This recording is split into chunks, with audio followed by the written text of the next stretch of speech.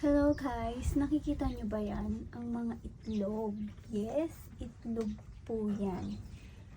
Gagawin ko lang naman yan patuka sa mga sisiw kapag napisot na itong mga to. Babalik rin na natin sila ngayon. Let's go. Baliktaran time. Okay, ang pagbaliktad po nila is ganyan. Actually, itong ilaw na to is, ano siya, bigla na lang siyang may ilaw, tapos bigla na lang siyang namamatay. Normal lang yata yun. Sa mga, tama ba? Yeah. Normal lang yata yun. Sa mga incubator. First time na kasi namin magkaroon ng incubator. First time lang din namin magkaroon ng mga ganito. Yes, ano to? Itlog ng pabo. Tapos kung may nakikita nyo, ayan, ibang kulay. Yan is, ano na, itlog ng, yung puti. Kumuha lang ako doon.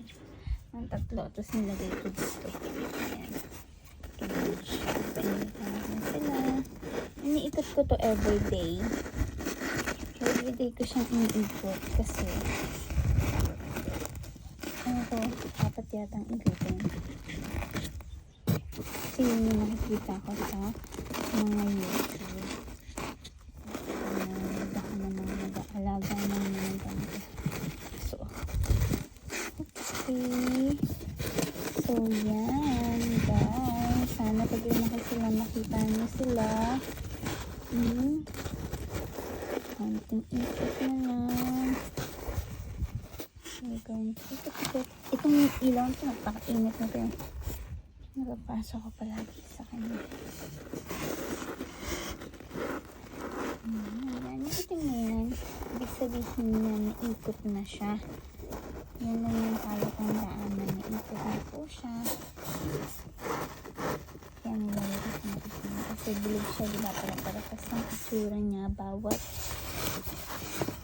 gulo. Kaya, nilagyan natin ng palatandaan para siguradong naiikot natin lahat sila. At hindi one side lang yung naiinitan. So, lahat naiinitan dapat. Yan. Actually, meron pa doon sa pabo.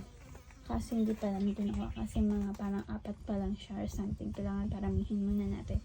Then, after ilalagay natin sila dito, hindi na rin naman kasya. Kaya, yan muna yung nilagay namin. So, yun lang. Babi!